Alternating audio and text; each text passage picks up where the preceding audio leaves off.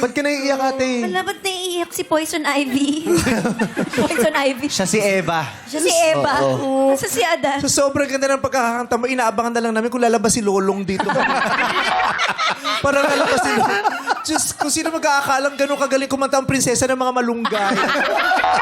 Diyos, kung nagpamalunggay ka pa dito, oh, the herbal queen. The herbal diva. Yun ang pangalan. The herbal diva. Charisse Arnigo. Herbal Diva, iba talaga. Gusto mo yon Herbal Diva ka? Depende siguro. Oo na lang. Sa may title.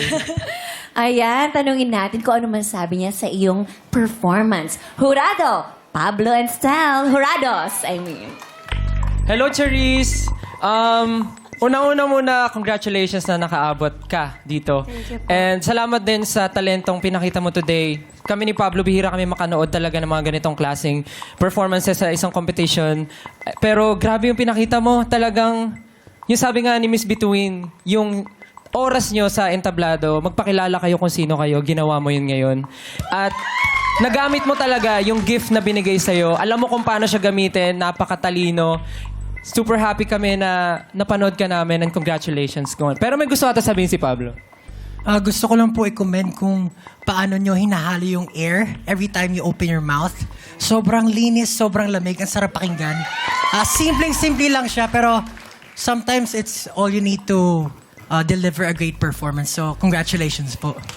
Oh, iba kasi talaga yung kung paano pinaghalong air sa Air. mouth mo. Tsaka, kasi Paano? magaling, kaya nga shumatgan ito.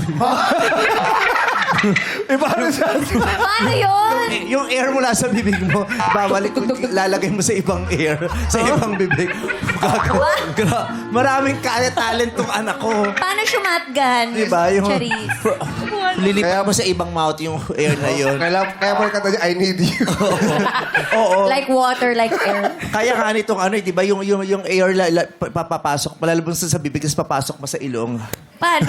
Yung iba yung mga nagyoyosi, yung mga... Inaamoy yung sariling hining. Pero maganda ang comments sa'yo ng SB19. Thank you po. Thank you Yes. po. Maraming salamat, Jurado Pablo and Jurado Stel. At maraming salamat din kay Charisse Arnigo.